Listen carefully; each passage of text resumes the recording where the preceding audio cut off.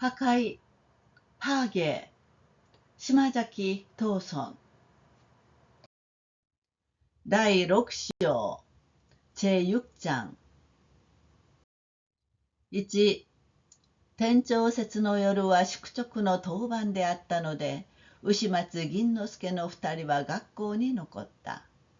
慶之進は急に心細く名残惜しくなって、いつまでもここを去りかねる様子。1、천장절 밤은 숙직 당번이어서 우시마츠 긴노스케 두 사람은 학교에 남았다. 케이노시는 갑자기 마음이 쫄고 아쉬워져서 언제까지나 이곳을 떠나지 못하는 모습.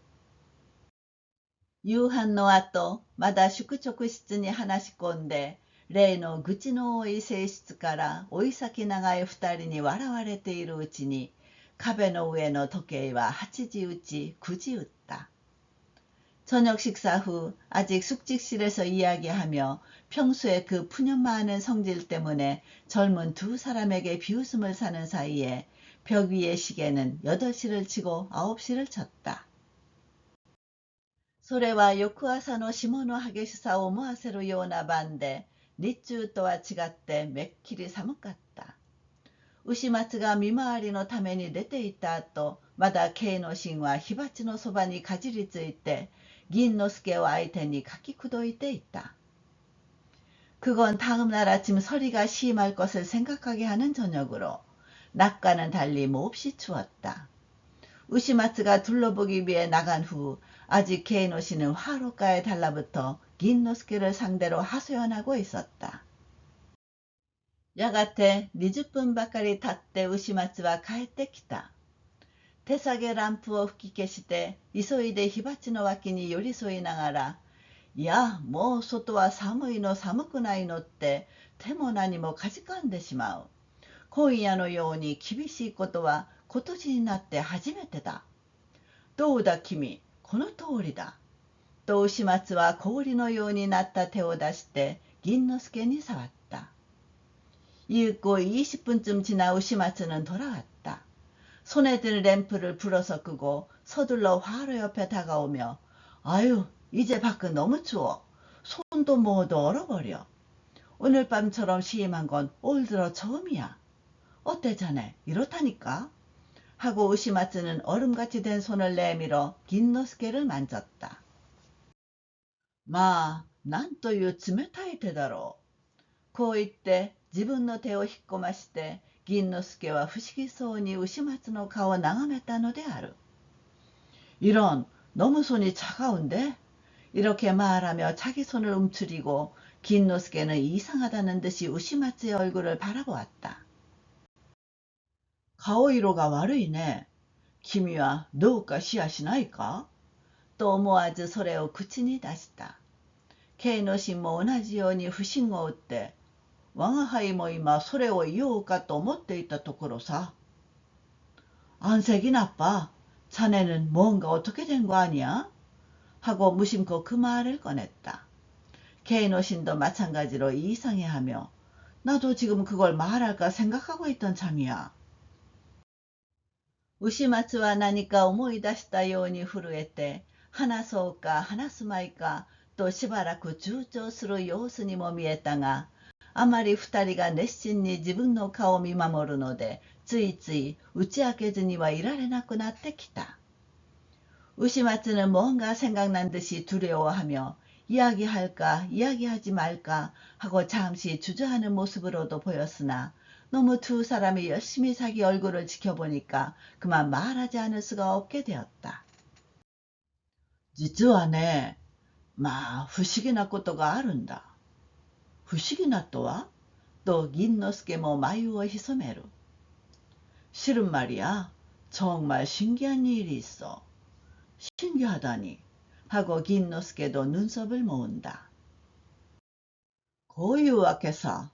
僕が手提げランプを持って校舎の外を一回りして運動場の木馬のところまで行くと誰かこう僕を呼ぶような声がした。見れば君誰もいないじゃないか。はてな、聞いたような声だと思って考えてみるとそのはずさ。僕の親父の声なんだもの。 이런 거야. 내가 손에 램프를 들고 학교 건물 밖을 한 바퀴 돌아 그 운동장에 목마가 있는 곳까지 가자 누군가 이렇게 나를 부르는 듯한 소리가 났어. 보니까 자네 아무도 없잖아. 한데 들은 듯한 목소리라고 생각해서 생각해보니 당연해. 우리 아버지 목소리니.へえ、妙なことがあればあるものだ。と K の氏もいぶかしそうに。それで何ですか？どんな風に君を呼びましたかその声は。묘한 일이 다 있네. 하고 K의 신도 미심쩍은 듯이. 그래서 뭐예요? 어떤 식으로 자네를 불렀어요? 그 목소리는. 으시마츠, 으시마츠, 또 즈스케자마니. 후, 기미노 나마요? 또 K의 신はもう目を丸くしてしまった。 으시마츠, 으시마츠 하고 계속해서 자네 이름을? 하고 케이노 씨는 아주 눈을 동그랗게 떠버렸다. 하하하하하. 또 긴노스케와 笑い出して バカなこと言いたまえ。瀬川君もよっぽどどうかしているんだ。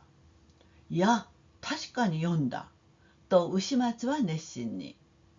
하하하하하 하고 긴노스케는 웃음을 터뜨리며 바보 같은 소리 마. 새가와 군도 어지간히 어떻게 된 거야? 아니, 확실히 불렀어. 하고 으시마츠는 열심히. そんなことがあってたまるものか。何かまた間違いでもしたんだろう。土屋君、君はそう笑うけれど、確かに僕の名を呼んだに違いないよ。風がうなったでもなければ、鳥が鳴いたでもない。そんな声をまさかに僕だって間違えるはずもなかろうじゃないか。どうしても親父だ。그런 일이 생겨서 되겠어? 뭔가 또 착각을 했겠지. 즈지약은 자네는 그렇게 웃지만 확실히 내 이름을 부른 게 틀림없어. 바람이 윙윙거린 것도 아니고 새가 운 것도 아니야. 그런 소리를 설마 나라고 틀릴 리도 없잖아. 아무래도 아버지야. 김이 혼토까이? 冗談じゃないのかい? 맞다, 가츠건だろ. 土屋君はそれだから困る。僕は君これでも真面目なんだよ。確かに僕はこの耳で聞いてきた。자네 정말이야? 농담 아니야? 또 속이는 거겠지. 쯔찌하고는 그래서 곤란해. 나는 자네 이래 봬도 진지해. 확실히 나는 이 귀로 듣고 왔어. 소노 미미가 텐이 날아나 있어. 君のお父さんは西の入りの牧場にいるんだろう。あの烏帽子が岳の谷合にいるんだろう。それ見たまえ。そのお父さんがこんなかけ離れたところにいる君の名前を呼ぶなんてバカらしい。그 귀가 믿을 수 없는 거야. 자네 아버님은 니시노일이 목장에 있잖아. 그 에보시산 골짜기에 있잖아. 그것 보게. 아버님이 이런 멀리 떨어진 곳에 있는 자네 이름을 부르다니 말도 안 돼. だから不思議じゃないか。不思議？不思議というのは昔の人のおとぎ話だ。ははははは。知識の進んできた今日、そんな馬鹿らしいことのあるべきはずがない。그러니까 신기하잖아. 신기해? 좀 신기하다는 건 옛날 사람이 지어낸 이야기야. 하하하하하. 지식이 발전해온 오늘날 그런 어처구니 없는 일이 있을 리가 없어. しかし土屋君と K の神は引き取ってそう君のように一概に言ったものでもないよ。ははははは。急平な人はこれだから困る。と銀之助はあざけるように笑った。하지만 즈찌야 군 하고 Kの신이 이어받아 그렇게 자네처럼 싸잡아 말할 것도 아니야. 하하하하하. 고루한 사람은 이래서 곤란해. 하고 긴노스케는 조롱하듯 웃었다. 急に牛松は聞き耳を立てた。また何か聞きつけたという風で少し顔色を変えて言うに言われぬ恐れを表したのである。戯れているのでないということはその真面目な目つきを見ても知れた。갑자기우시마츠는 귀를 기울였다. 또 뭔가 들었다는 식으로 좀 얼굴색이 바뀌어 말할 수 없는 공포를 나타낸 것이다. 장난치는 게 아니라는 것은 그 진지한 눈빛을 봐도 알 수 있었다. 야、また呼ぶ声がする。なんだかこう窓の外の方で。と牛松は耳を澄まして、しかしあまり不思議だ。ちょっと僕は失敬するよ。もう一度行ってみてくるから。ぷいっと牛松は駆け出していった。야、또 부르는 소리가 나. 왠지 이렇게 창밖에서. 라며 우시마츠는 귀를 기울이고 하지만 너무 신기해. 잠깐 나는 실례할게. 한 번 더 가서 보고 올 테니까. 획 우시마츠는 뛰어나갔다. さあ、銀之助は友達のことが案じられる。慶之進はもう心に驚いてしまって何かの知らせではあるまいか。第一、父親の呼ぶというのが不思議だ。とこう考え続けたのである。이제 긴노스케는 친구가 걱정된다. 케이노 씨는 이미 마음이 놀라버려서 무슨 조짐은 아닐까. 우선 아버지가 부른다는 것이 신기하다. 하고 이렇게 계속 생각했다. それはそうと、とケイノシンは思いついたように、こうして我々ばかり火鉢に当たっているのも気がかりだ。どうでしょう。二人で行ってみてやっては。そうしましょうか。또 긴노스케 뭐 휘받지와 하나를 때 닫지 않았다. 그건 그렇고 하고 케이노 씨는 생각난 듯 이렇게 우리만 화롯불을 쬐고 있는 것도 마음에 걸려. 어때요? 둘이서 가보면. 그럴까요? 하고 긴노스케도 화로를 떠나 일어섰다. 瀬川君は少しどうかしてるんでしょうよ。まあ、僕に言わせると何か神経の作用なんですね。とにかく、それではちょっと待ってください。僕が今、手提げランプをつけますから。瀬川군은 좀 어떻게 됐겠지요. 뭐 제가 보기에는 뭔가 신경이 작용했어요. 어쨌든 그럼 잠시 기다려주세요. 제가 지금 손에 들 램프를 켤게요. 2. 深い思いに沈みながら牛松は声のする方へたどっていった。見れば宿直室の窓を漏れる火がわずかに庭の一部分を照らしているばかり。校舎も樹木も形を潜めた。 2. 깊은 생각에 잠기면서 우시마츠는 목소리가 나는 쪽으로 나아갔다. 보니 숙직실 창문에서 새는 불빛이 겨우 마당 일부분을 비추고 있을 뿐 학교 건물도 수목도 모습을 숨겼다. 何もかも今は夜の空気に包まれて静まり返って闇に隠れているように見える。それは少しも風のないしんとした晩で寒さは骨に染み通るかのよう。おそらく山国の気候の激しさを知らない者はこうした信濃の夜を想像することができないであろう。모든 게 지금은 밤 공기에 쌓여 아주 조용히 어둠에 숨어 있는 것 같다. 그건 조금도 바람이 없는 고요한 밤으로 추위가 뼈에 스며들 것 같다. 아마 산간지방 기후의 새참을 모르는 이는 이런 신한호의 밤을 상상할 수 없을 것이다. 지치노 요부코에가 맞다 기코했다. 기운이 우시마츠와 타치도맞대 호시 아까리니 소코이라を透かしてみたが別に人の影らしいものが目に入るでもなかった。 아버지가 부르는 소리가 또 들렸다. 갑자기 우시마츠는 멈춰서서 별빛의 주위를 비춰보았으나 별로 사람의 그림자 같은 것이 눈에 들어오지도 않았다.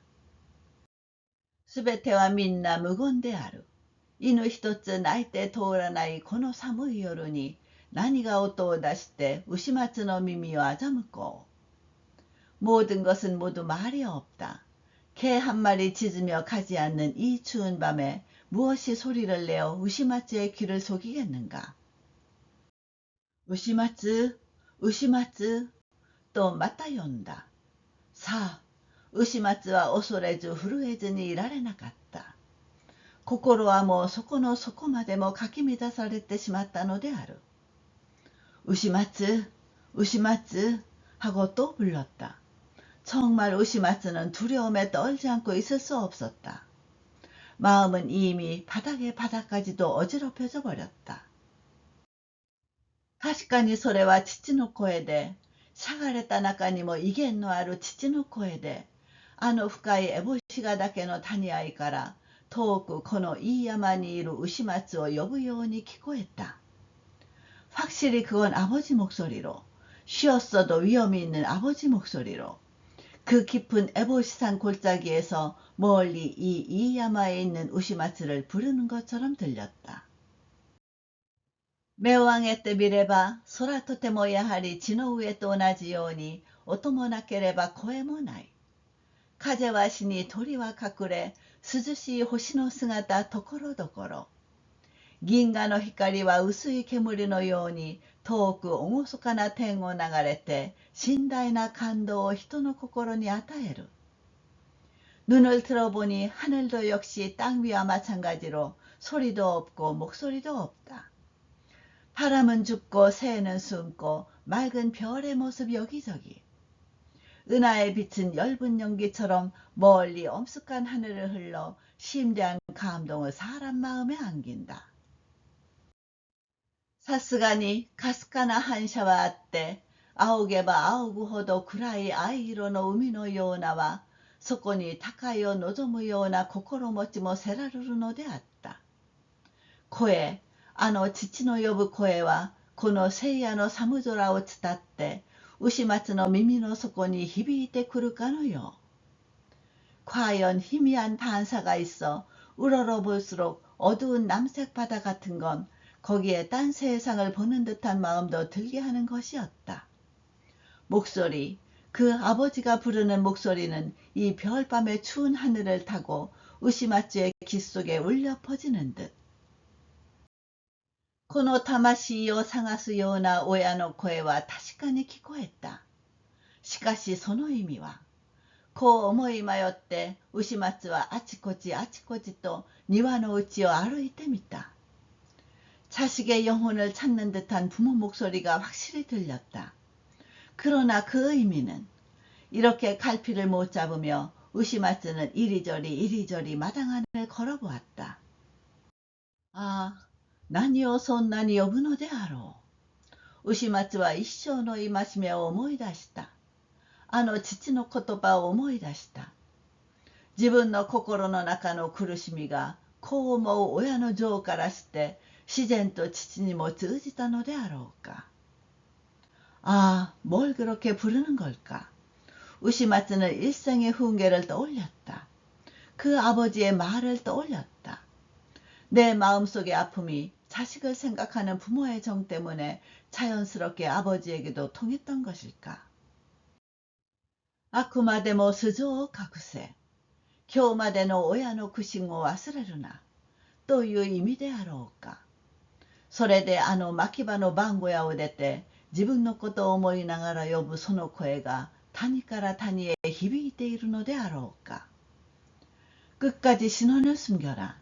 오늘까지의 부모의 고심을 잊지 마라. 그런 뜻일까? 그래서 그 목장 파수막을 나와 나를 생각하며 부르는 그 소리가 골짜기에서 골짜기로 울려 퍼지고 있는 것일까? それともまた自分の心の迷いであろうか。といろいろに想像してみて、姉妹には恐れと疑いとで夢中になって、お父さん、お父さん、또自分の方からあてどもなく呼び返した。아니면 또 내 마음의 혼미일까 하고 이것저것 상상해보고 마지막에는 공포와 의심으로 푹 빠져 아버지, 아버지 하고 자기 쪽에서 정처도 없이 불렀다. 야,君はそこにいたのかと声をかけて近づいたのは銀之助。続いて慶之進も。오, 자네 거기 있었나? 하고 말을 걸며 다가온 건 긴노스케, 이어서 게이노신도.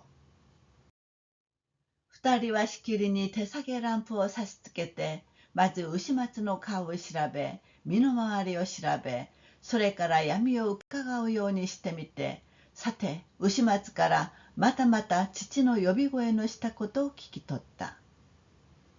두 사람은 줄곧 손에 든 램프를 들이대며 우선 우시마츠의 얼굴을 살피고 몸 주위를 살피고 그러고서 어둠을 살피는 듯이 보고 그리고 우시마츠에게서 거듭 아버지가 부르는 소리가 난 것을 들었다. 土屋君、それ見たまえ。慶之進は寒さと恐れとで震えながら言った。銀之助は笑って、どうしてもそんなことは理屈に合わん。きっと神経のせいだ。一体瀬川君は妙に疑い深くなった。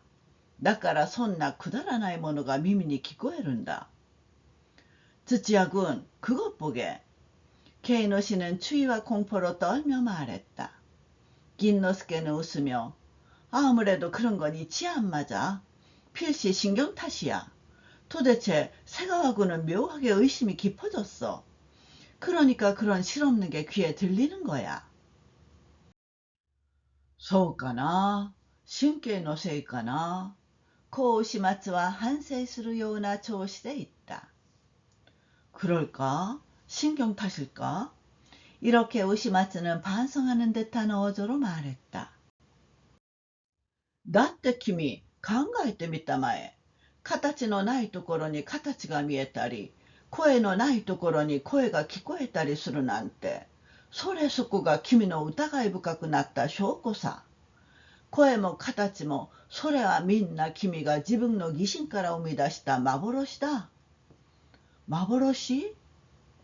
그러니까 자네 생각해보게. 형체가 없는 곳에 형체가 보이거나 목소리가 없는 곳에 목소리가 들리거나 하다니. 그거야말로 자네 의심이 깊어진 증거야. 목소리도 형체도 그건 모두 자네가 자기 의심에서 만들어낸 환상이야. 환상?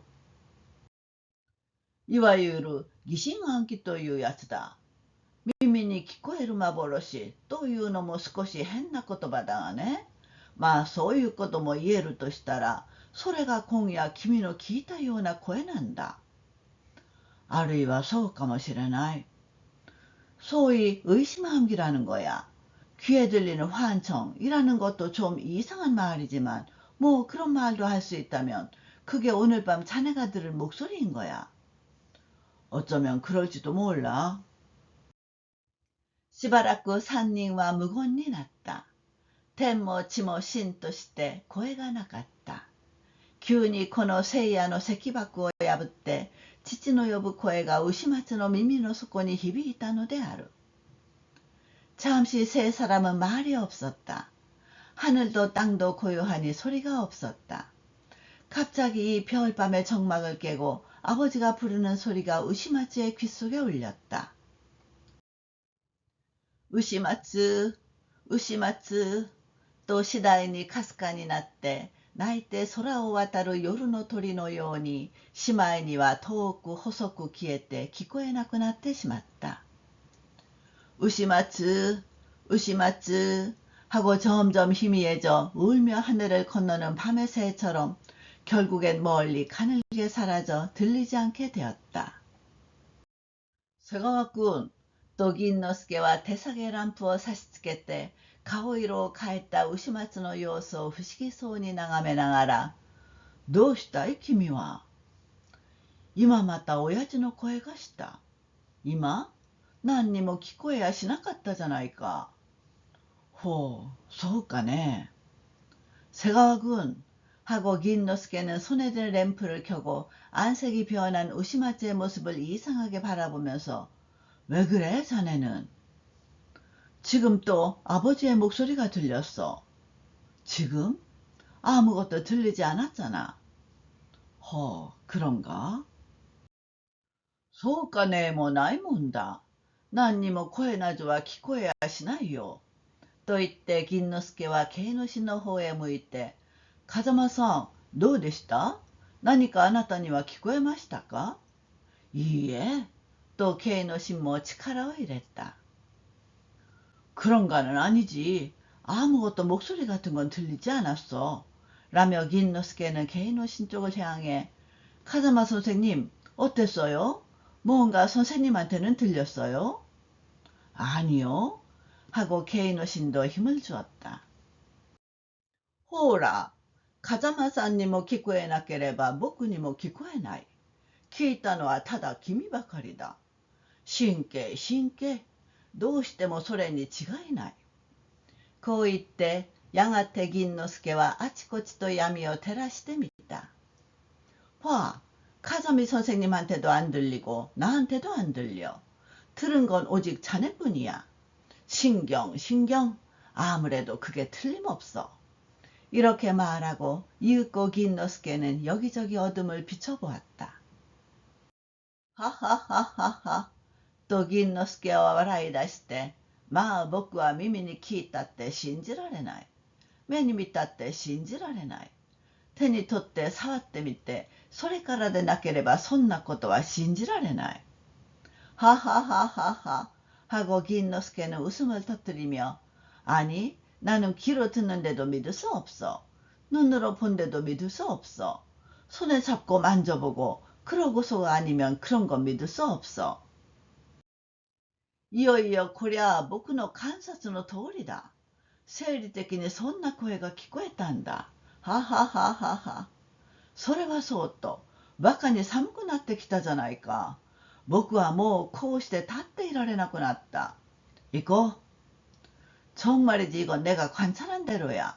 생리적으로 그런 목소리가 들린 거야. 하하하하하. 그건 그렇고 날씨가 엄청나게 추워졌잖아. 나는 이제 이렇게 서 있을 수 없게 되었어. 가자. 3. その晩、寝床へ入ってからも、牛松は父と先輩とのことを考えて寝られなかった。3.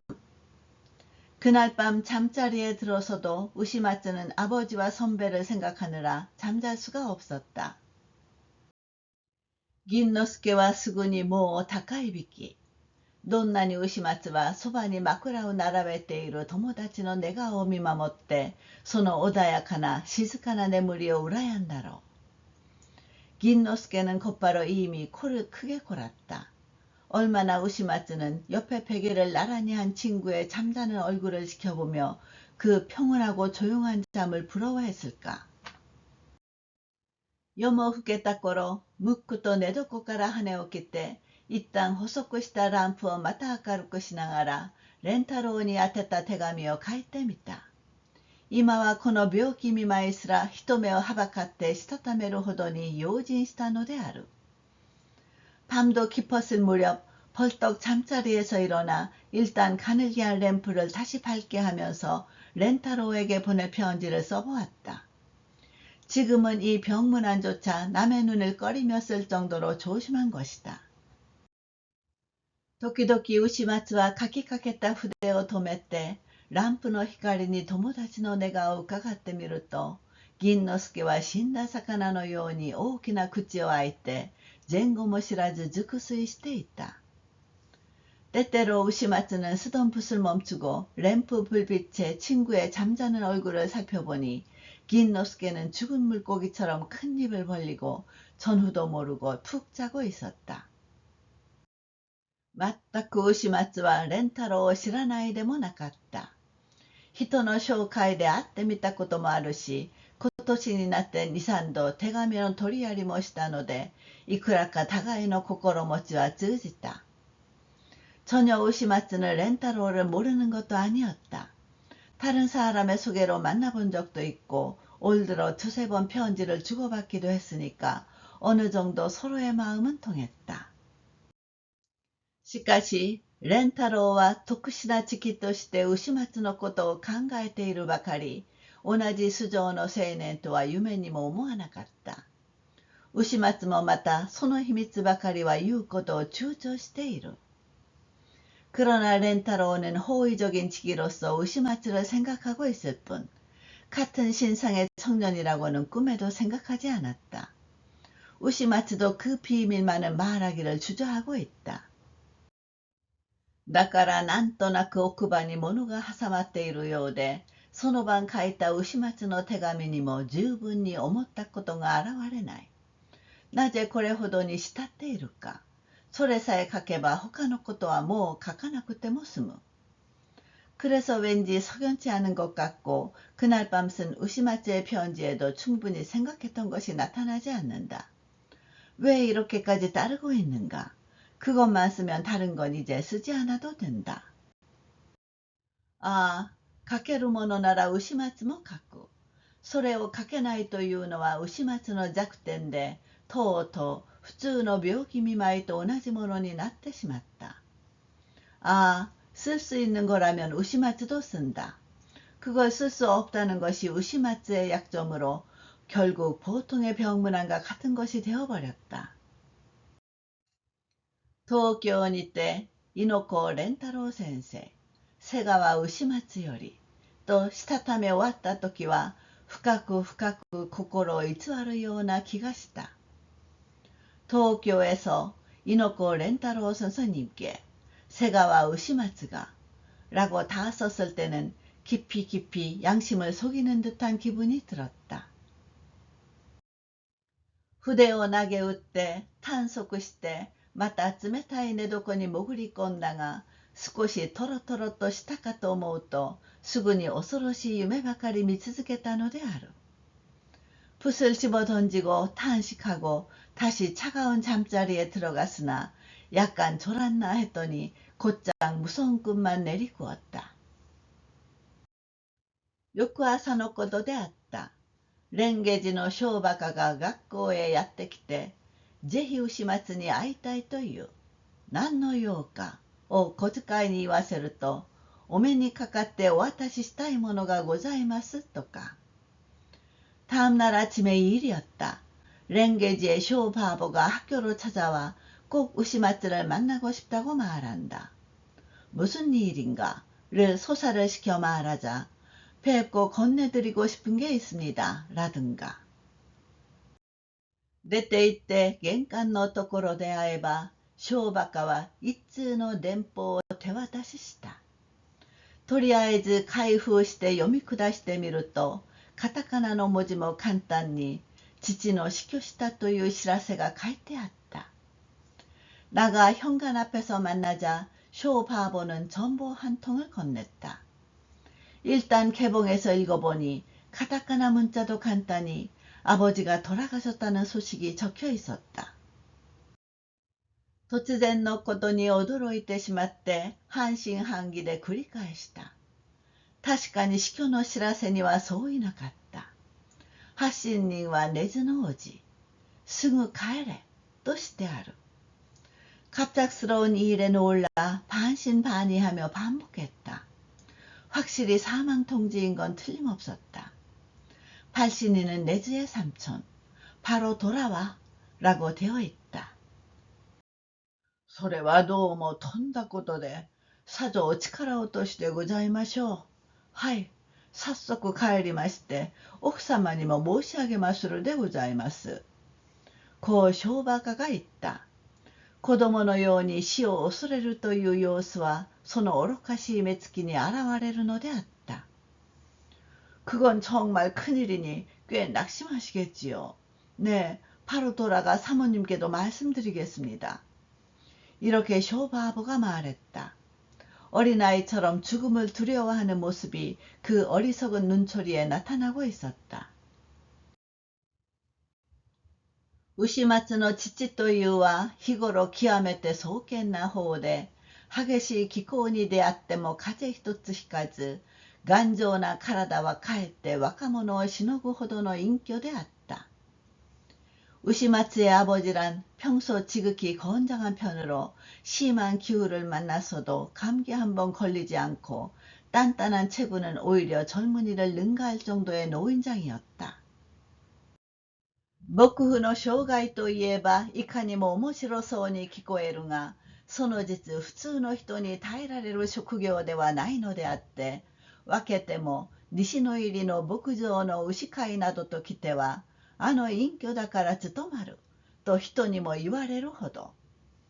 목부의 생애라고 하면 참으 재미있는 것처럼 들리지만 실은 보통 사람이 감당할 수 있는 직업은 아니어서 특히 니시노이리 목장의 소사육 같은 이 일은 저 영감이니까 감당하지 하고 남도 말할 정도. 牛の性質をよく暗記しているというだけでは、所詮、あの烏帽子がだけの深い谷合に長く住むことはできない。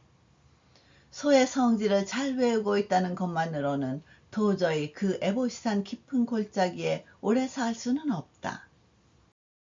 気候には耐えられても寂しさには耐えられない。暖かい日の下に生まれて忍耐の力に乏しい南国の人などは到底こういう山の上の牧夫に適しないのである。 기후는 견딜 수 있어도 외로움은 견딜 수 없다. 온난한 햇빛 아래에서 태어나 인내심이 부족한 남쪽 지방 사람들은 도저히 이런 산 위의 목부로 적합하지 않다. そこはそれ北部の信州人。ことに牛松の父は素朴な、勤勉な、高見な気性で、ロークをロークとも思わない上に、別に人の知らない隠遁の理由をも持っていた。그런데 북부의 신주 사람, 특히 우시마츠의 아버지는 소박한 근면한 강건한 기상으로 노고를 노고라고도 생각하지 않는 데다가 따로 남이 모르는 은둔의 이유도 가지고 있었다. 시료の 深い父は牛松に一生の戒めを教えたばかりでなく、自分もまたなるべく人目につかないようにとこう用心して、この出世を祈るより他にもう望みもなければ慰めもないのであった。 사려 깊은 아버지는 우시마츠에게 평생의 교훈을 가르친 것뿐만이 아니라 자기도 또 되도록 남의 눈에 띄지 않도록 이렇게 조심하며 자식의 출세를 기원하는 것 외에 더는 희망도 없고 위로도 없었다. 우시마츠のため、それを思う親の情からして、人里遠い山の奥に浮世を離れ、朝夕炭焼きの煙を眺め、牛の群れを相手に寂しい月を送ってきたので、우시마츠를 위해 그걸 생각하는 부모의 사랑으로 외딴 산속의 속세를 떠나 아침 저녁 숯 굽는 연기를 바라보고 소떼를 상대로 쓸쓸한 세월을 보내왔으니까. 月々牛松から送る金の中から好きな地酒を買うということが何よりのこの牧夫の楽しみ。ロークも寂しさもそのために忘れると言っていた。 매달 우시마츠가 보내는 돈 속에서 좋아하는 토속주를 사는 게 무엇보다 좋은 이 목부의 즐거움. 노고도 외로움도 그 때문에 있는다고 했다. こういう親父が、まあ鋼鉄のように強いとも言いたい親父が、病気の前触れもなくって突然死去したと言ってよこしたとは。 이런 아버지가, 정말 강철같이 강하다고도 말하고 싶은 아버지가 병의 조짐도 없이 갑자기 사망했다고 말을 해오다니. 年俸は簡単で亡くなった事情もわからなかった。それに父が牧場の番小屋に登るのは春雪の溶け染める頃で、また谷々が白く降りうずめられる頃になると根津村の家へ降りてくる毎年の習慣である。 전보는 간단해서 죽은 사정도 알 수 없었다. 게다가 아버지가 목장 파수막에 오르는 것은 봄 눈이 녹기 시작할 무렵이고 또 계곡들이 하얗게 눈 내려 묻힐 무렵이 되면 네즈무라의 집으로 내려오는 매년의 습관이다. 뭐 서로서로 후유고머리の 時節。考えてみれば亡くなった場所は西の入りか根津かそれすらこの天保ではわからない。 이제 슬슬 겨울 칩거의 계절. 생각해보니 돌아가신 장소는 니시노일이인지 네즈인지 그것조차도 전보로는 알 수 없다. しかしその時になって牛松は夕べの出来事を思い出した。あの父の呼び声を思い出した。あの呼び声が次第に遠く細くなって別れを告げるように聞こえたことを思い出した。 그러나 그제야 우시마츠는 어젯밤에 있었던 이 일이 생각났다. 그 아버지의 부르는 소리가 생각났다. 그 부르는 소리가 점점 멀어지고 가늘어져 이별을 고하는 것처럼 들렸던 것이 생각났다. この電報を銀之助に見せたときはさすがの友達も意外なという感じに打たれて、しばらくぼんやりとして突っ立ったまま、牛松の顔を眺めたり、死去の知らせを繰り返してみたりした。이 정보를 긴노스케에게 보였을 때는 정말이지 친구도 의외라는 감상에 젖어 잠시 멍하니 우두커니 선 채로 우시마츠의 얼굴을 바라보거나 사망 소식을 반복해서 보거나 했다. やがて銀之助は思いついたように、根津には君のおじさんがあると言ったっけね。そういうおじさんがあれば万事見てはくれたろう。しかし気の毒なことをした。何しろ、まあ早速帰る支度をしたまえ。学校の方は君、どうにでも都合するから。유고 긴노스케는 생각난 듯이, 내주에는 자네 삼촌이 있다고 했었지. 그런 삼촌이 있으면 만사 봐주긴 했겠지. 그러나 딱 하게 됐네. 어쨌든 그래 빨리 돌아갈 준비를 하시게. 학교 쪽은 자네 어떻게든 변동할 테니. こう言ってくれる友達の顔には真実が輝きあふれていた。ただ銀之助は一言も夕べのことを言い出さなかったのである。死は事実だ。不思議でも何でもない。또この若い植物学者は目で言った. 이렇게 말해주는 친구 얼굴에는 진실이 빛나 넘쳤다. 단 긴노스케는 한마디도 어젯밤의 일을 꺼내지 않았다. 죽음은 사실이다. 이상한 것도 아무것도 아니다. 하고 이 젊은 식물학자는 눈으로 말했다. 校長は時刻を違えず出勤したので、早速この知らせを話した。牛松はすぐにこれから出かけていきたいと話した。留守中何部よろしく、受け持ちの授業のことは万事銀之助に頼んでおいたと話した。교장은 시각을 어김없이 출근했기 때문에 곧바로 이 소식을 이야기했다. 우시마츠는 곧장 지금부터 가고 싶다고 말했다. 부재 중 아무쪼록 잘 부탁하고 담당 수업에 대해서는 만사 긴노스케에게 부탁해 두었다고 이야기했다. どんなにか君もびっくりなすったでしょう。と校長は慣れ慣れしい調子で言った。学校の方は君、土屋君もいるし、勝野君もいるし、そんなことはもう少しもご心配なく。꽤 자네도 놀라셨겠네요. 하고 교장은 허물없는 어조로 말했다. 학교 쪽은 자네, 쯔쯔야 군도 있고, 가츠노 군도 있고, 그런 건 정말 조금도 걱정하지 말아요.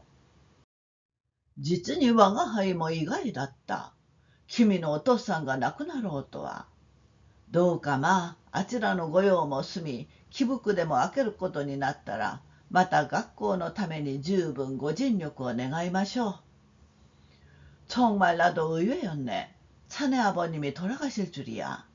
아무쪼록 하여간 그쪽 일도 끝나 탈상을 하게 되면 또 학교를 위해 충분히 진력해 주세요. 我々の仕事がこれだけに上がってきたのも、一つは君のお骨折りからだ。こうして君がいてくださるんで、どんなにか我が輩も心強いかしれない。우리가 하는 일이 이 정도로 향상되어 온 것도 하나는 자네가 애써서야. 이렇게 자네가 있어주시니 어찌나 나도 마음이 든든한지 모르겠네. この間もあるところで君の評判を聞いてきたが、なんだかこう我が輩は自分を褒められたような心持ちがした。実際我が輩は君を頼りにしているのだから。と言って気を変えて、요전에도 어디서 자네 평판을 듣고 왔는데 왠지 이렇게 나는 내가 칭찬받은 듯한 기분이 들었어. 사실 나는 자네를 의지하고 있으니까. 라고 말하고는 태세를 바꿔 それにしても出かけるとなると思ったよりはかかるものだ。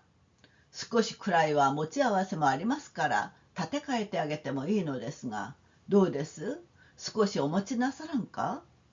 もしお入りようなら遠慮なく言ってください。足りないとまた困りますよ。그건 그렇고 가려면 생각보다 더 필요해. 조금 정도는 가지고 있는 것도 있으니까 빌려줘도 되는데 어때요? 조금 안 가져갈래요? 만약 필요하시다면 기탄 없이 말해주세요. 부족하면 또 곤란해요. という校長の言葉はいかにも巧みであった。しかし牛松の耳にはただわざとらしく聞こえたのである。瀬川君、それでは届けを忘れずに出していってください。何も規則ですから。こう校長は付け足していった。이렇게 말하는 교장의 말은 너무나도 능란했다. 그러나 의심하지 기에는 그저 일부러 그런 것처럼 들렸다. 세가와군, 그럼 신고를 잊지 말고 제출하고 가주세요. 모두 규칙이니까요. 이렇게 교장은 덧붙여 말했다. 시牛松が急いで蓮華寺へ帰った時は奥様もおしほも飛んで出てきて連邦の様子を問い尋ねた。사 우시마츠가 서둘러 랭게지로 돌아왔을 때는 사모님도 시호도 뛰어나와 전보 내용을 물어보았다. どんなに二人は牛松の顔を眺めてこの痛ましい知らせの事実を想像したろう。どんなに二人は夕べの不思議な出来事を聞き取って女心に恐ろしく浅ましく考えたろう。 얼마나 두 사람은 우시마츠의 얼굴을 바라보며 이 가엾은 소식의 사실을 상상했을까. 얼마나 두 사람은 어젯밤에 이상한 일을 듣고 여심에 무섭고 딱하게 생각했을까.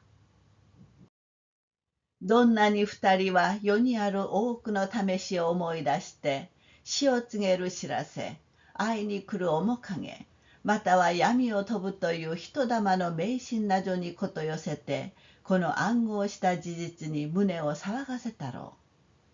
얼마나 두 사람은 세상에 있는 많은 예를 떠올리며 죽음을 알리는 전조, 만나러 오는 모습, 또는 어둠을 난다는 도깨비불의 미신 등을 곁들여 이 우연히 일치된 사실에 가슴이 두근거렸을까. それはそうと奥様は急に思いついたように、まだあなたは朝飯前でしょ。あれ、そうでしたね。또 오시호모 고토바오 소했다. 그건 그렇고 라며 사모님은 갑자기 생각난 듯 선생님 아직 아침밥 안 먹었죠? 어머 그렇네요. 하고 시호도 말을 거들었다. 세가와さん、そんなら支度しておいでなすってください。今すぐにご飯にいたしますから。これからお出かけなさるというのに、あいにく何にもなくってお気の毒ですね。塩引きでも焼いてあげましょうか。세가와 씨, 그럼 준비하고 오세요. 지금 바로 밥 해드릴게요. 지금부터 가셔야 하는데 하필 아무것도 없어서 안 됐네요. 차반연어라도 구워드릴까요? 奥様はもう涙ぐんで栗の中をぐるぐる回って歩いた。長い年月の少女の生活はこの女の性質を感じやすく気短くさせたのである。 사모님은 벌써 눈물을 글썽이며 살림집안을 빙빙 돌아다녔다. 오랜 세월의 절간 생활은 이 여자의 성질을 다감하고 성급하게 했다. 나무 아미다부, 또 고노 우하츠노 아마와 히토리고토のように唱えていた.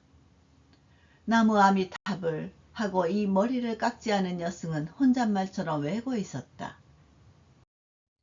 牛松は2階へ上がって大急ぎで旅の支度をした。場合が場合、土産も買わず荷物も持たず、なるべく身軽ななりをして、おばの手織りの綿入れを氷の底から出してきた。牛松는 2층으로 올라가 서둘러 여행 준비를 했다. 상황이 상황, 선물도 사지 않고 짐도 들지 않고 되도록 가벼운 차림을 하고 숙모손으로 짠 속옷을 고리짝 바닥에서 꺼내 입었다.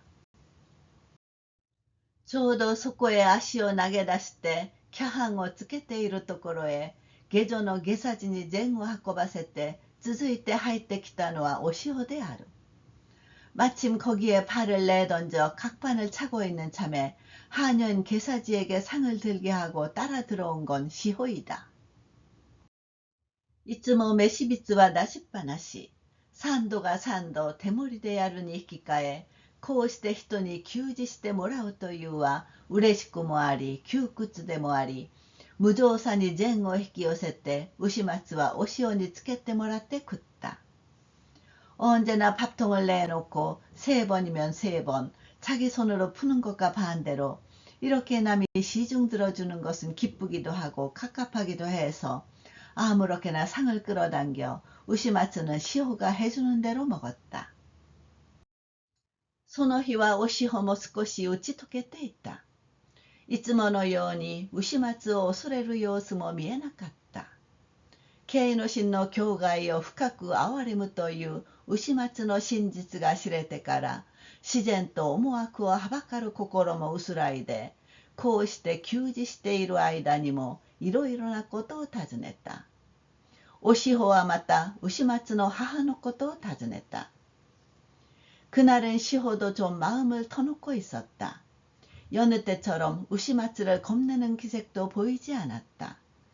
케이노 신의 처지를 깊이 연민한다는 우시마츠의 진실을 알고 나서 자연히 분별을 꺼리는 마음도 희미해져 이렇게 시중드는 동안에도 여러 가지 일을 물었다. 시호는 또 우시마츠의 어머니에 관해 물었다. 허허ですか? と牛松はさっぱりとした男らしい調子で、亡くなったのはちょうど私が8つの時でしたよ。8つといえばまだほんの子供ですからね。엄마요? 우시마츠는 시원시원한 남자다운 말투로 돌아가신 건 딱 내가 8살 때였어요. 8살이면 아직 어린 어린애니까요. まあ、私は母のことをよく覚えてもいないくらいなんです。実際、母親というものの味を本当に知らないようなものなんです。親父だってもやはりそうで、この6、7年の間は一緒に長くいてみたことはありません。저는 엄마를 잘 기억하지도 못할 정도예요. 사실 엄마라는 것의 느낌을 정말 모르는 그런 거예요. 아버지도 역시 그래서 지난 6, 7년 동안은 함께 오래 있어 본 적이 없어요. いつでも親子離れ離れ。実は親父ももういい年でしたからね。そうですな。あなたのお父さんよりは少し上でしたろう。ああいうふうに普段達者な人はかえって病気などにかかると弱いのかもしれませんよ。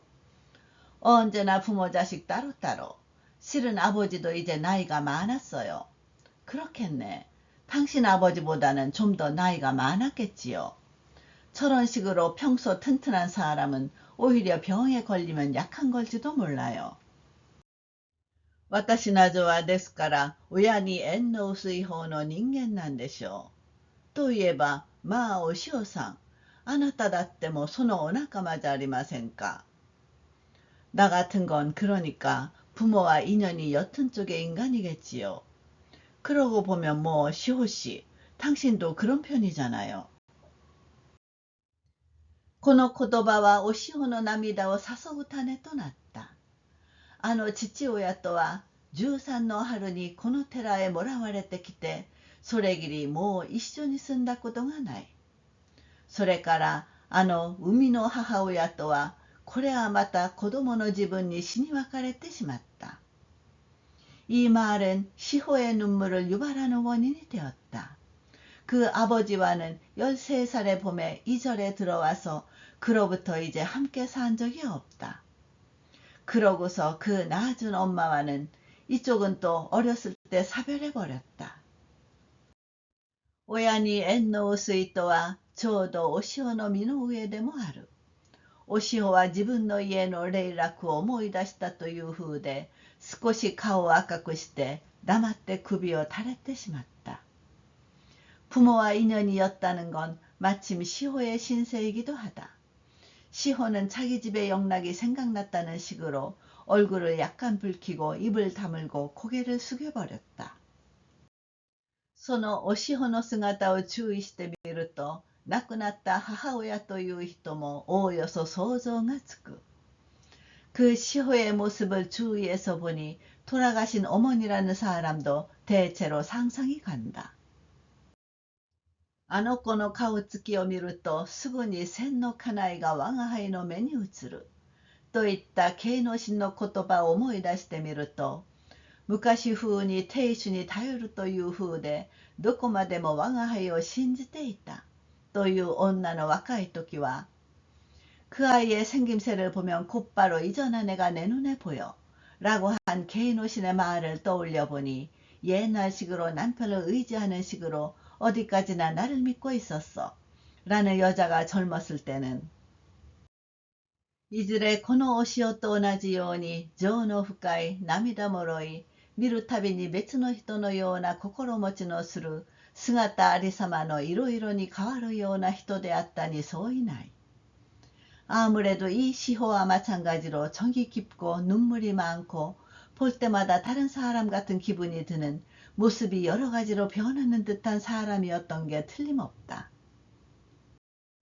いずれこのおしほと同じように醜くも見え美しくも見えある時は青く黄ばんで死んだような顔つきをしているかと思うとまたある時は花のように白いうちにも自然と赤みを含んで若く清く生き生きとした顔つきをしているような人であったに相違ない。